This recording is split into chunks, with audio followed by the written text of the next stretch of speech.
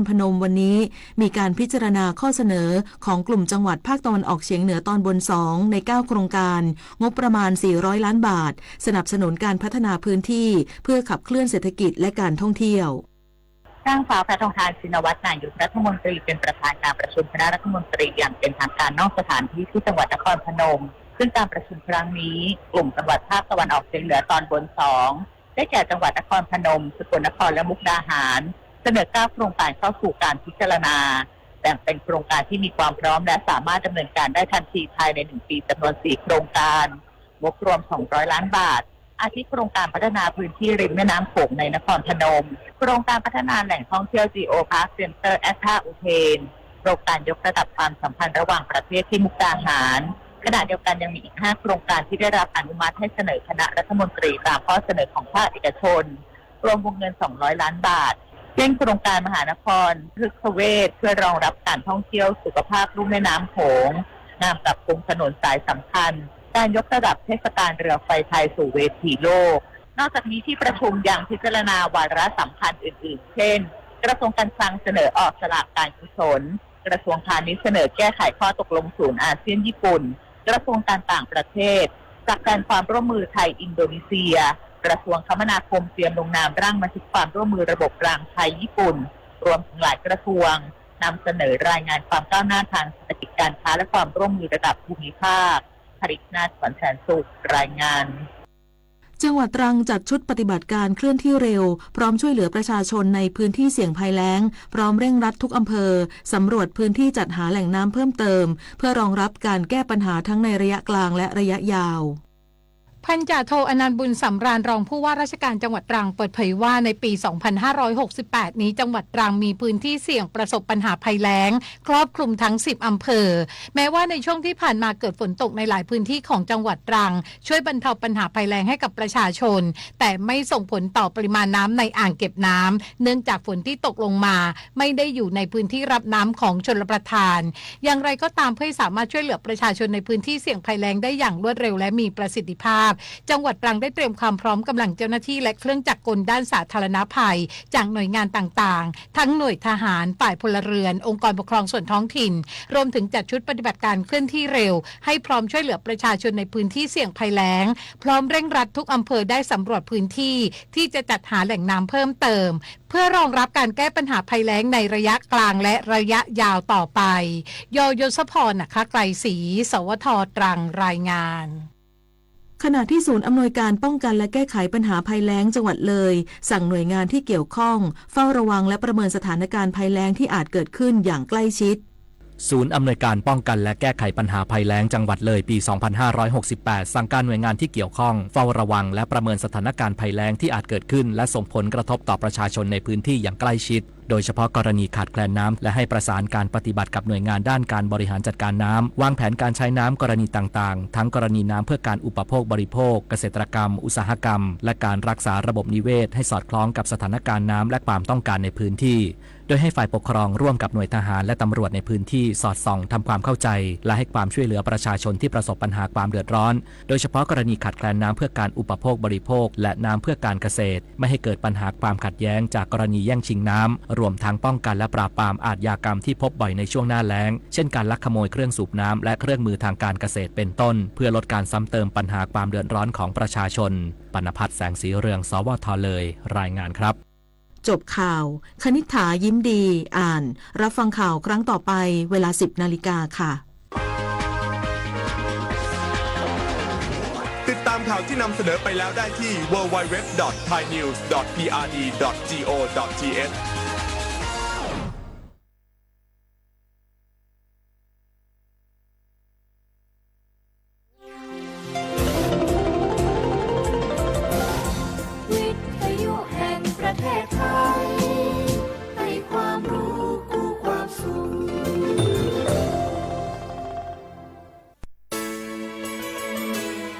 สถานีวิทยุกระจายเสียงแห่งประเทศไทยจังหวัดเชียงใหม่ AM 1476 กิโลเฮิรตซ์สถานีวิทยุภาคภาษาชาติพันธุ์แห่งเดียวในประเทศไทยที่มีความทันสมัยเชื่อถือได้สร้างอัตลักษณ์กลุ่มชาติพันธุ์สู่สากล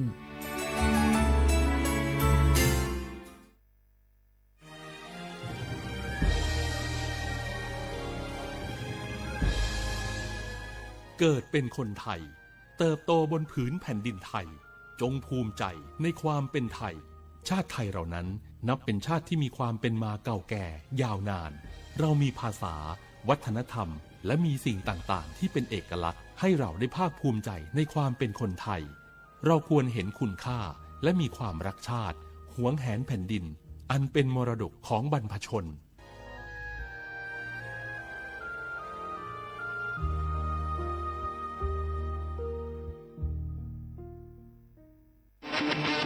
ในยุคที่เทคโนโลยีก้าวกระโดดโจรออนไลน์ก็ก้าวตามมาติด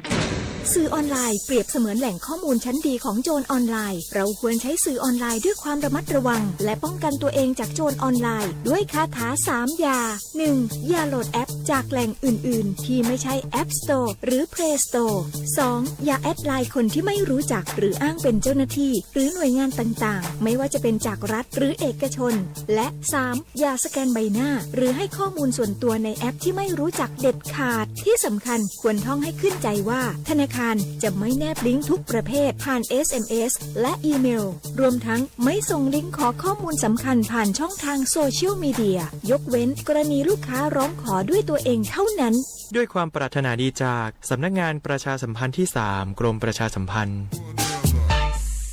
เจ๊ขอนี่เร็วๆทางจังหวัดเปิ้นมีประกาศเตือนคนเฒ่ากับคนที่มีโรคประจำตัวว่าให้ออกจากบ้านเพราะฝุ่น PM 2.5 เกินเกณฑ์มาตรฐานเกือบ300เลยนะเจ๊ไหนพอละคื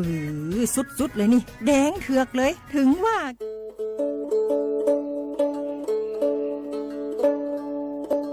我们ชอบปือโพแบบโพมึงอะพัตีก็งานย้อนตันเนี่ยนี่จะก็เฮ็ดแต่เกนตากีตักโลบาคาเวลปะจอแต่โพอะตากีตาบาอะโจกมอเนาะตาโจกมอเลตากีตาบาเลปทีปูกอปูนี้แกโจกมอเลปะจอแต่โพอะตามานอค่ะตาทันเลคือถอดตือเลตาอมุทื่อนี้และปสิญญานี้ก็แวมีเลสิทธิบัตรทองหรือสิทธิ30 บาทขอปัญญาเลเจเซอร์ชีนี้ยาดาชาเซก็มีเดเนาะแกตามาเลปะโดอะตามาโตเจอปะจอแต่โพแกตาสูออตาสวยออกก็สีสระอปวยมารีทอเกปุรีปบานหมอ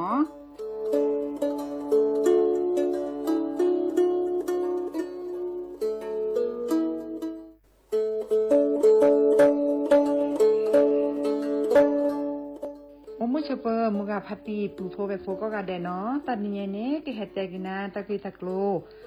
โกมีเวลปกาเลอากสูออสเวลสิทธิบัตรทองเซกว่าตีคือค่าเสียดอกกระจาดาเว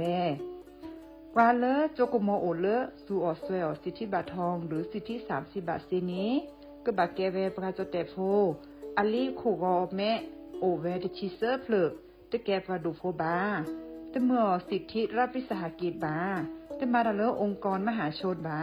ตะแกปรามาตะเลทีก่อบาปราเลสัวสวยออกสิทธิบัตรทองเซนี้มากกว่าเซดาเวเลิกก็จ้าเลิกเว็บไซต์สปสช.แอปพลิเคชันสปสช.ไลน์สปสช.หรือโทรศัพท์เตอเซอตวะมีเนาะ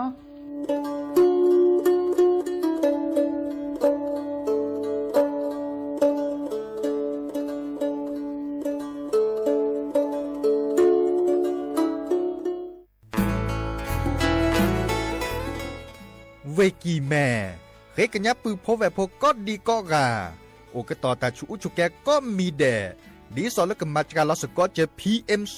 2.5 กลีสอก่อนเลิกกับบัตรที่บัตรโตบัตรปตากสุกษาตาอุชูเคลเนจัดทอนเล่มมือนี้มือซอเตอร์มกราคมนี้คิกโทษแซกซาคุชิโกและติเล่มมือนี้มือซอเตชิแซพฤษภาคมนี้คิกโทษแซกซาคุชิโกตาการเล่นลมบาดชุกแกทอตาตันโลโอแล้วก็บาดชุกแกทอตาซุปกาเตอร์เนชุลมีชุลสาเคยอักเวเพลระบบไฟดีตากาตมาพอช่วยบัดปลอสัดดีสอเลเวกีแม่ก็จีนหย่อไปด่าบัดเลิกก็บัดเต้นอยู่แล้วขอบปูเมตามีบัดตาอลเลาะบักคือเลเจตาบัดเลิกคิมเมเซปอตากาเลโตก็มีอุปชาแกทอตลอดตัดเลเมตามีปลาเลิมมากมุกมามตาเนแต่สัญญาณในเล็บเบอร์โทรศัพท์053-112-808เมตาเมบะเตอร์ควีเตอร์แต่เชื่อกันต่อคิชิลุยนารีอัตตปูเนนอสุขภาพก็แย่ตาม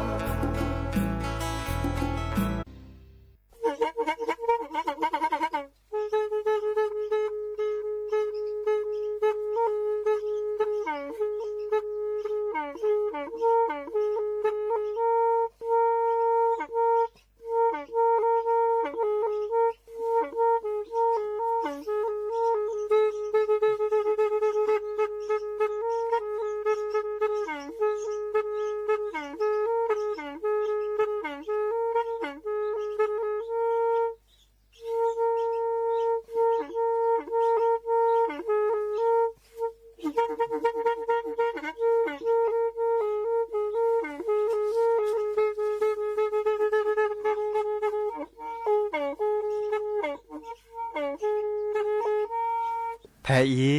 วิทยุกลือหลอก็จะแตะเวกีแม่ตะกะโทนลุยกะจานยี่ชื่อคือกิโลเฮิรตซ์ตาเชอกระต่อเปอปากระหลือปากระยอกหลอกตืออีสู้อเมญาเปก็เห็นเหล่านั้นเลตาสูมือซ้ำมือตากระเจาะตาแลกแก็บดึกแก็บโผล่และติเลื่อนนกออัตโตโคเนและกะนาหลอเจอบาค่าคือตาซุมือซ้ำมือสก้อเนาะ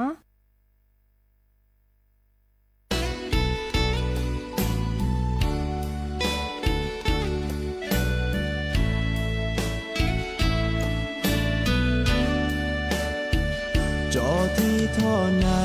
จอกว่านานาลอแอโดเกเลอมือหาจอเกโชโมทอนาตายืนนาก็มือนี้ฝากเลยอีจอเฮนาลาลีจอแต่โลโลจอเตเมเลปวาลิโก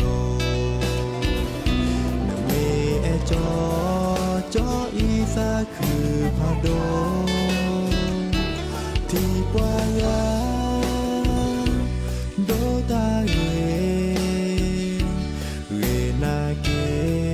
จอเกแอเทนาเกแอนาเกแอนาเกแอนาเกแอนาเดอาเกแอนาเกแอนาเกแอนาเกแอนาเดอา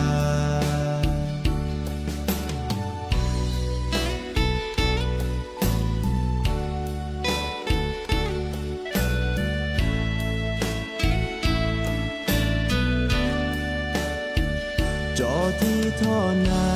จอกว่านานาลอแอโดเกเลอมือหาจอเกโชโมทอนาตายืนนาก็มือนี้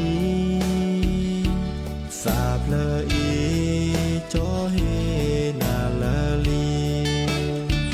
จอแต่โลโลจอเตเมเลปวาลิโกนเมเอจอจออีสาคือพาโดที่ปวายาโดตาเรนาเกจอเกแอเทนาเกแอนาเกแอนาเกแอนา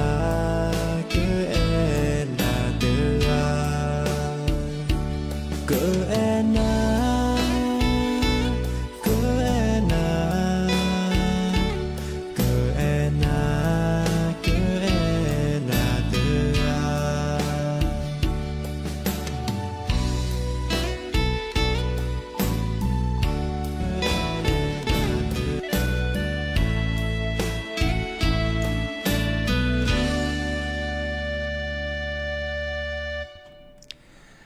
หนอเดออมุชอเปิดดอปือแหวมือกาพาติพือพีโรหมอสกอปราโดกนาตาโพปะกวาดอตาโพเปปรากลือปรากญอกอกาเนาะแฮโตกอลซาแพเลตลอดตัดและวิทยุกลือหลอก็โจเตเวกีแม่แต่ตอนใหญ่เนาะ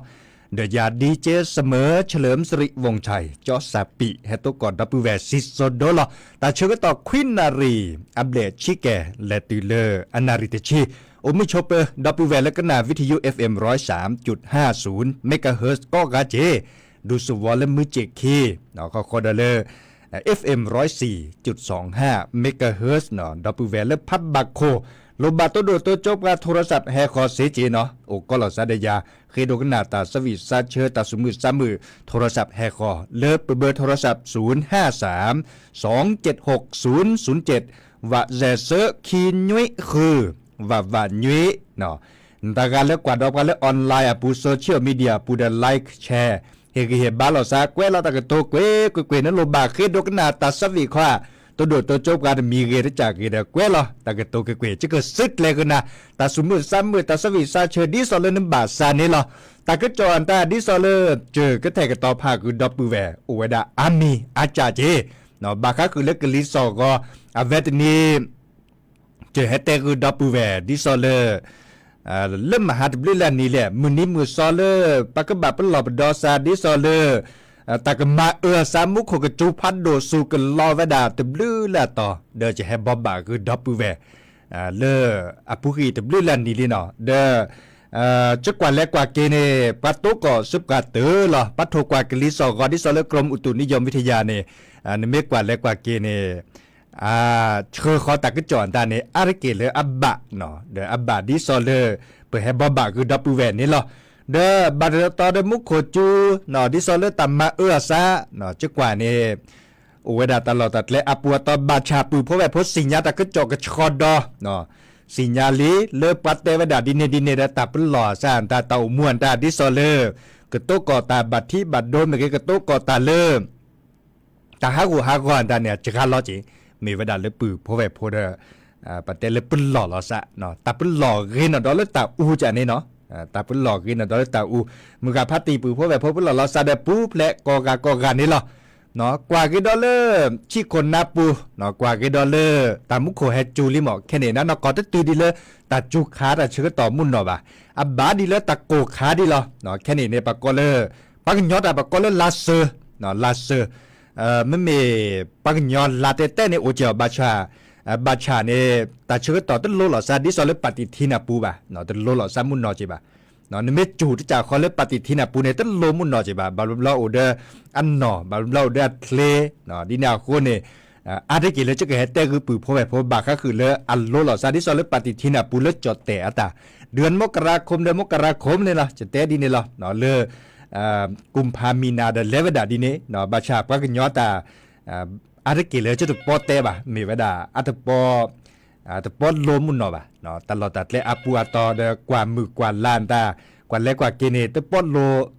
โลดิซอเลปฏิทินาปูบ่ะเนาะปะบากกว่าเล่นลัดถอนลันรอเนาะดินาโคเนอเพียดเดียวเวดาอาเจเนาะเตเลปฏิทินาปูเนยอเจปะเกวเนาะเกวขาเวดาลอติลอแชดิซอเลปฏิทินาปูเนเดปลาสั่วเมื่อดอที่ดอกก่อนแล้วก็จะแต่สิญญาเกก็แต่ชั่วโมงเลยเปิดไม่แต่ก็จอนตามือนี้มือซอดิเนแล้วปฏิทินาปูเนเดปือพอแบบพอก็นับเปิดย้อนดอเลยเปิดแต่ลาดิซอเลปลากันย้อนตาเนาะไม่มีลาเลปลากันย้อนตามือนี้มือซอลัดถอนลันร้อนตาบาลอนในก็หนาเปิดก็ได้คอเนาะปฏิทินาปูเปิดเก็บกัดจดแต่พอเปิดเก็บกัดจดแต่พอสั่วเมื่อเลยจดแต่ตาเนชั่วโมงเลยขอบคุณนับปืนหล่อซะแค่เลยแค่ช่วยเกลปัดดูว่าการตัดพี่ตามมาเนาะแฮปปี้ทอปัดเตวดามือนี้มือซอดิเนวันที่ดิเนเนาะตากีตัดโลทอดิเนเด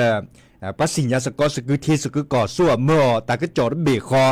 เนาะสั่วเมื่อเต่าม่วนตาเดเลวดาบ้าหล่อซะเนาะบาชาไม่มีเล่มมือเล่นลาดิซอเลปักยอดาคาเดโอดาเวตคาร์เนาะนี่คาเดก็สั่วเมื่อเลยตัดจูตันหน้าก็สั่วเมื่อเลยยอดเวลก็จะสีก็จะขวาอันนี้คาดกว่าเลยนะเนาะส่วนเมื่อเส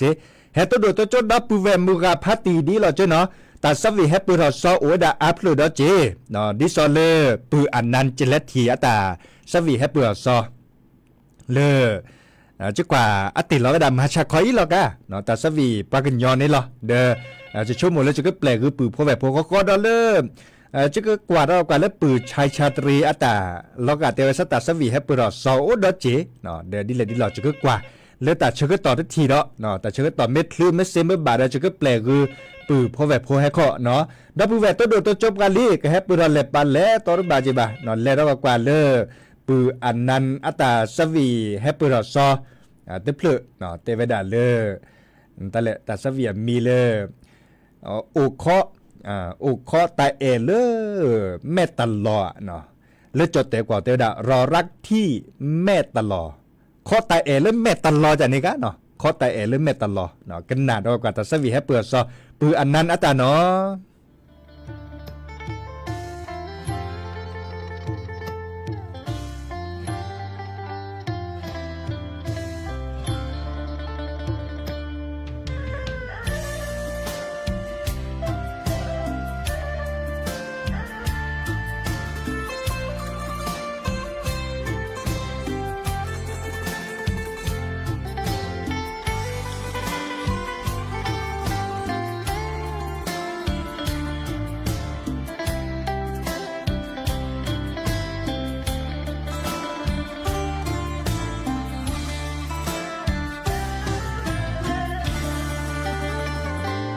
าโอนา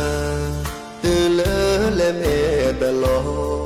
เสจือลอเตลอทอตาเตเพลเตดีอาลอแห่ที่มือนอลอเออาเกลือมือแห่ที่ลอซาเลยเลจอเลอ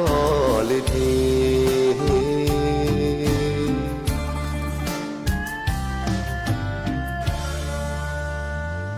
เกลีเม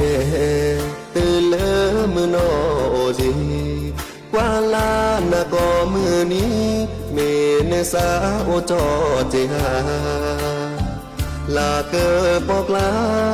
นอบ้านก็มือหาสะจือบานาเตกาสาเอเนอลอจอ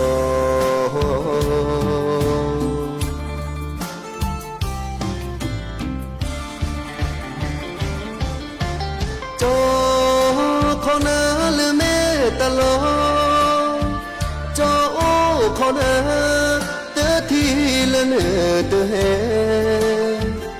มือนอลอเอแต่จอวิเตเฮโอจอโอขอนาเลก็มือนี้มีนอเลเสขอทีจอโอขอนาเลเมตลอจอโอขอดามือนอเลเมตลอตามบูเพมาปูก็แผ่เปทีลอสาเพอีปือสาพระโคมาบูปูขอลอสาทุพาโบเลเมญาขีกาเลเมตลอ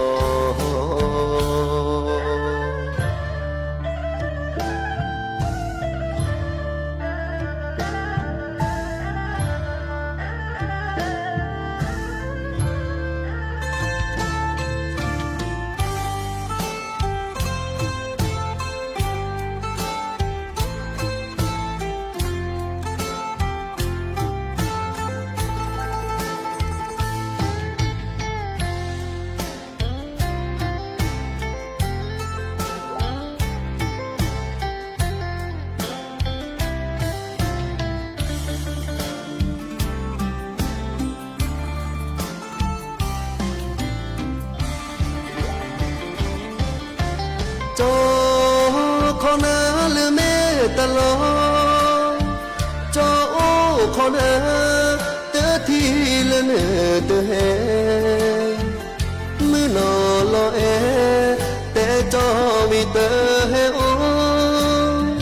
จอโอขอนาเลก็มือนี้มีนอเลเสขอทีจอโอขอนาเลเมตลอจอโอขอดา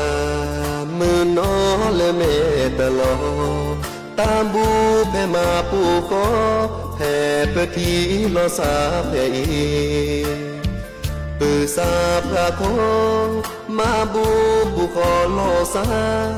ทุพาโบเลเมญาขีกาเลเมตลอพอตาผู้เดมาบูปูขอลอสาเฮเปนีเอลอสาเนโอเลเมตลอ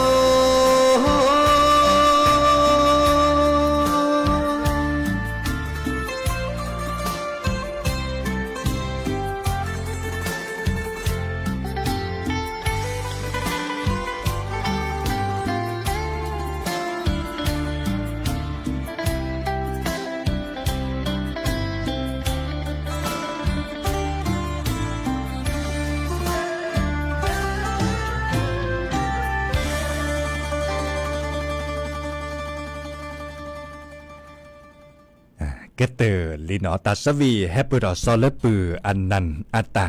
เนาะคอตาเอเลเมตลอนี่กะเนาะจะชั่วโมงก็เมดีนี่ล่ะปะกันยอดปะกันเตดีนี่ล่ะจดแต่อักบัวนี่กวยลอเวดาเลรอรักเมตรอรักที่เมตตลอ เนาะเดปากินยอแต่ชั่วโมงก็เมเลคอตาเอเลเมตลอนี่หรอเมตลอนี่ก็เมตลอตัดเลตต่อเนาะบาชาเลยาดจะตเนเลทีบาตเนเลฮับบานอกเคนอกคอบาบาชาปก็นาเลตาสวีอสุวสานี่เดอคอมโยเลเกตลอดต่อเนาะคอมือกันนอจันนี่กะเนาะนั่นไม่บาสุบาซาเล็กขี้ขอเดเคดกนาเซเนาะแล้วคือกว่าเลย YouTube เดเอาเจเนาะเฮกเฮบาลอซาปุปะก็ลือปะกันยอเลเตทอตาสุมือซ้ำมือเตทอตากอมูเนาะดิซอเลปลาพลาลอไว้ดาเล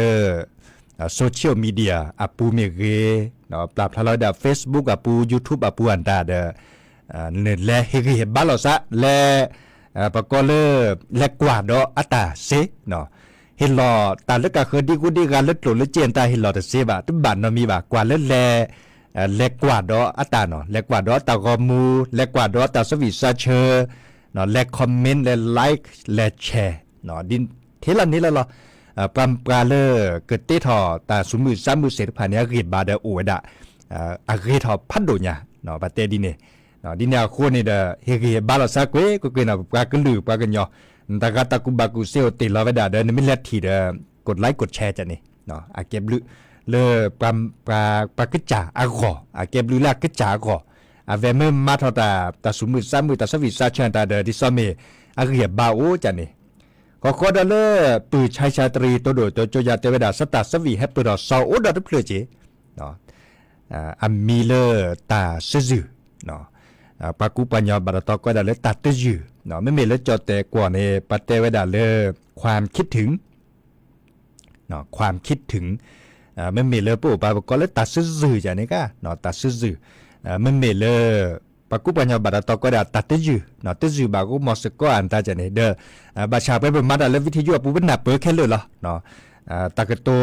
ปากูปัญญาปูต่อสู้เมื่อตลอดกันเราใช่ป่ะเนาะจดเตะตาเตวดาเรื่องความคิดถึงอากมาซาดิเลที่จะแล้วจะโจจะเกิดแต่คือดับเบิลแวร์บาชาเล็กกว่ากี่ดอลลาร์บาก็คือตาก็เจาะดิซอเลอร์ก็สีสระเตจิเน็ตและเนาะปลาเลอร์ไม่โตก่อตากีตัดโลเลอร์บาก็คือซัมมิญอคว้าเมชุยคว้าเนาะอันนี้เอบานาเนาะเอบานาหนึ่งตัวซ้อนอะเกบาเนาะเบมือเบลบลูเนาะกว่าละมินหนึ่งเนาะอันมินหนึ่งเดเจเนาะเดปักก็บาเลชอทะเนาะก็บาเลวก็สีสระตัวคนในบัตรเสือชุยไม่เอบานาเนาะสามียอมไม่เอบานาในเสือปุ่นหล่อเลอทีเลสบู่เนาะก็ได้จับยาและก็แชร์ชอเดทีเนี่ยเนาะเสือวิดาและโอเลมอเนาะแล้วเลมอเดก็สีสระดาเกิดชอเนี่ยเนื้อทานดาที่ซอเลก็แบบเป็นหล่อ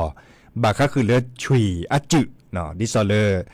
ปรากฏดาโรคพิษสุนัขบ้าเนาะมีเวลาเลอชุยปลืออจุช่วยเด็กคันในเมียเปลือแต่ปลือบ้าจือว่าโตบ้าในคันในปากก็บ้าปลอเนาะช่วยบาดดื้อเนี่ยช้อนนักเวดาอัฐาเนี่ยช้อนนี่นะ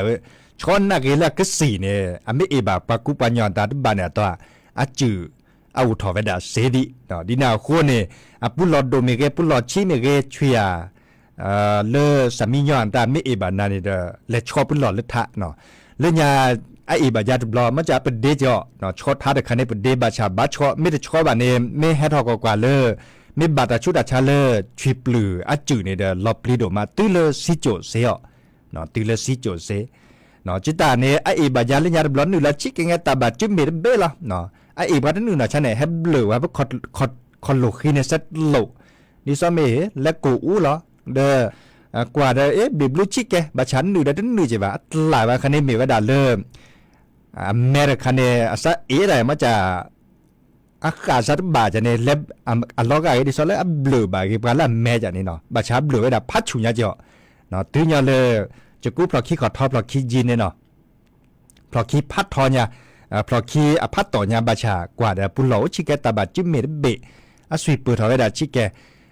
อจะสิกว่าแล้วก็สีสระเลยสิญญาลอติละเตวดาบัลเลช่วยเตวดาบัลเลช่วยแลเดช่วยไปซี่คอ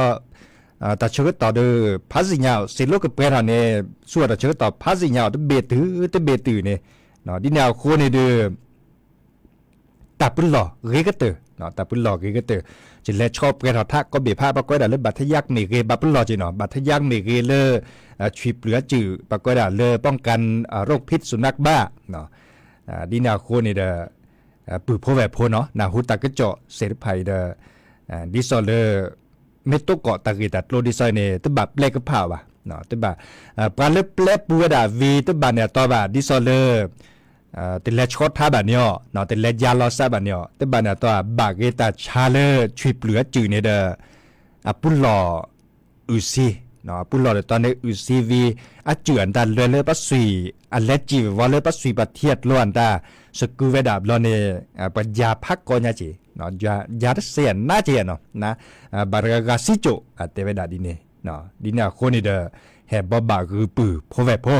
เลกดอลเลตาสมุสามือตาสวิสาเชตโจดเนาะเลปือชัยชาตรีเชื่อข้อในยาตาสวี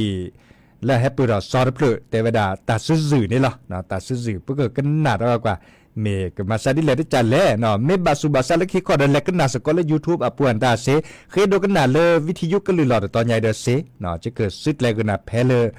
จะมาเซมเมเลยยาโจเลวิทยุปูเนอาริเกเลจะเฮกิเฮบาเลติเลปราเตทอตาสวิซาเชอากอกกาลอเนาะตเมตกาเนบ่าตกาเกเตทอดูจะเฮกิเฮบากอกาลอเนาะตากาเลเชอคอนิยาตากาเลเตสิญญากุยาดิซอเลเมื่อเลจะแปลทอดิซอเลวิทยุปูเห็นเมื่อเลมือกับพัตติปูพบแบบพนินาหูเดอาริเกเลจะเฮกิเฮบากอกาเนาะแต่ตะกุยเฮลอเปสซอกอกาพะเนาะและก็น่าดอกว่าเนาะตาซื่อเนาะ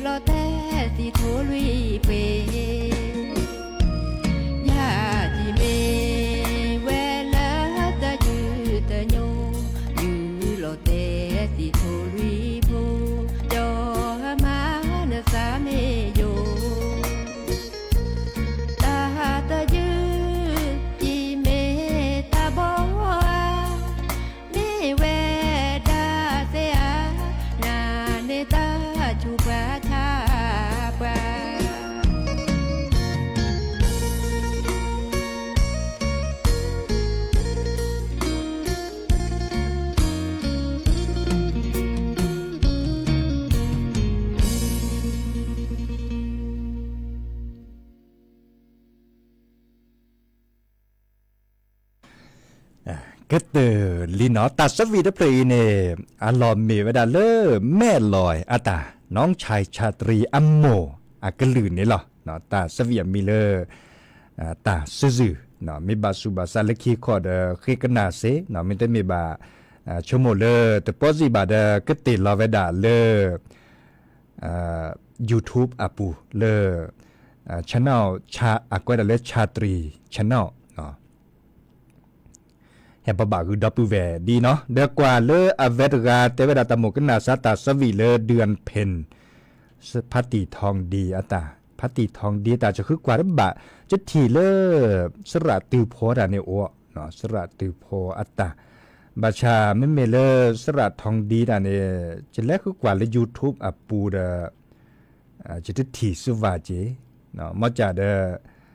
เมปาเลคือโดกันนาปากก็บักเวลาดิเลจะแลเลย YouTube อะปูจะตอร์บาจิบะเนาะเดอีกาเตเวดาเศร้าเลสวนลุมพินีอ๋อดับเว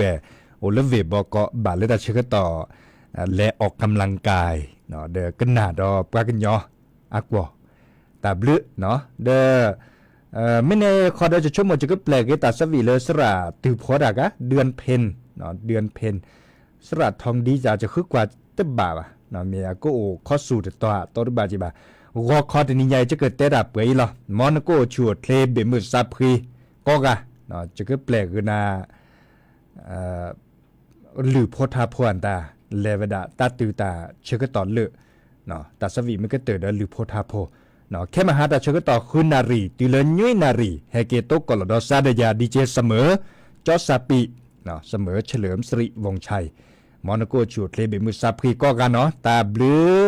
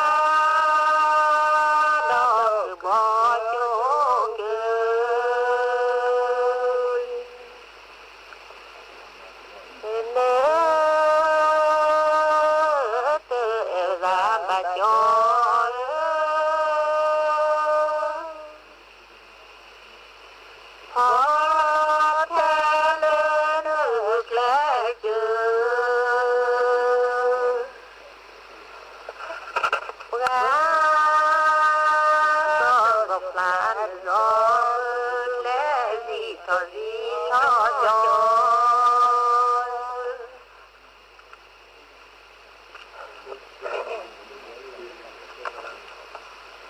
cho kê cha tư sơ rọt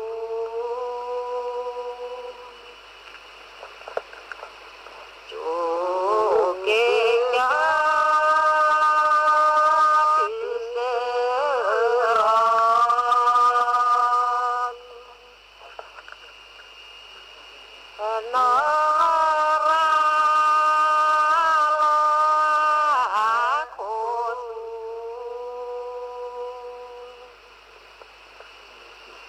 nó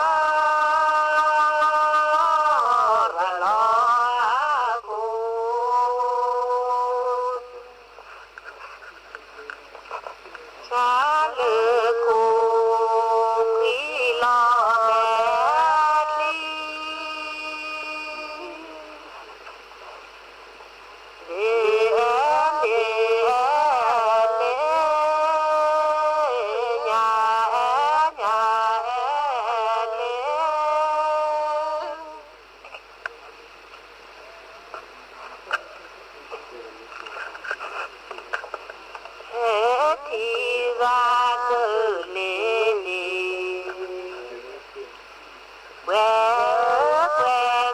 que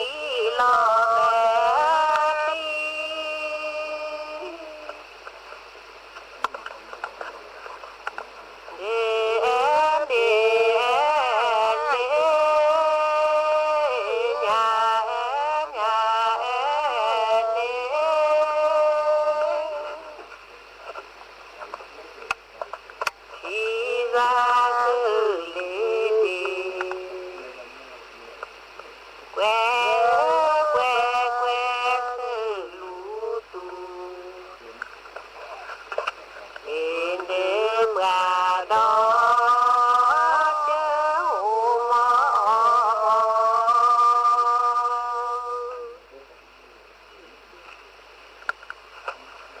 cho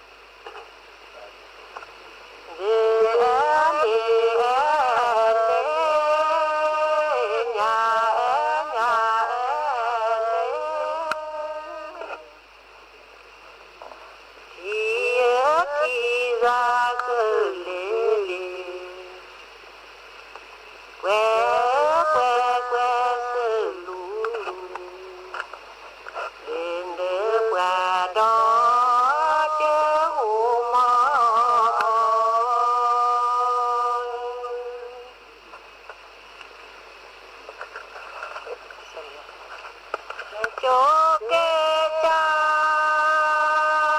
tư lê hồ ni cho kê cha tư lê hồ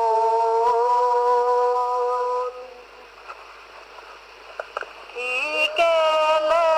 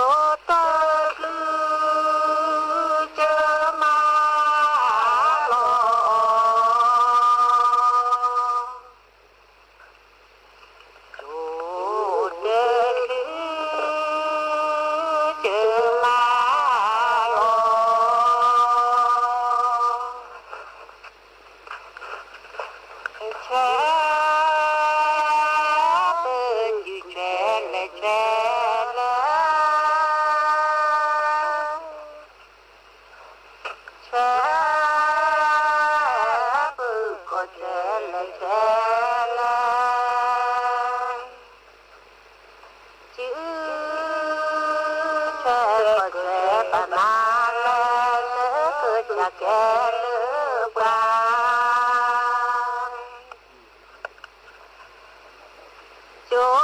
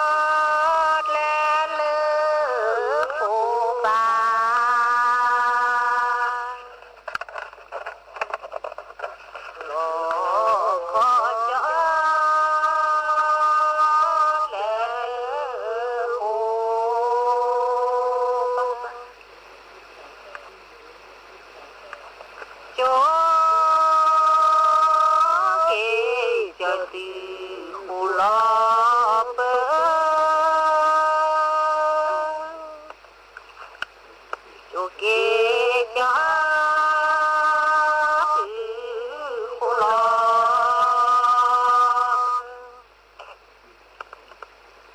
ดา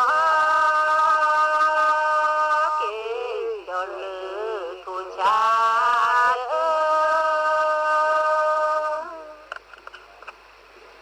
ดอเกจอ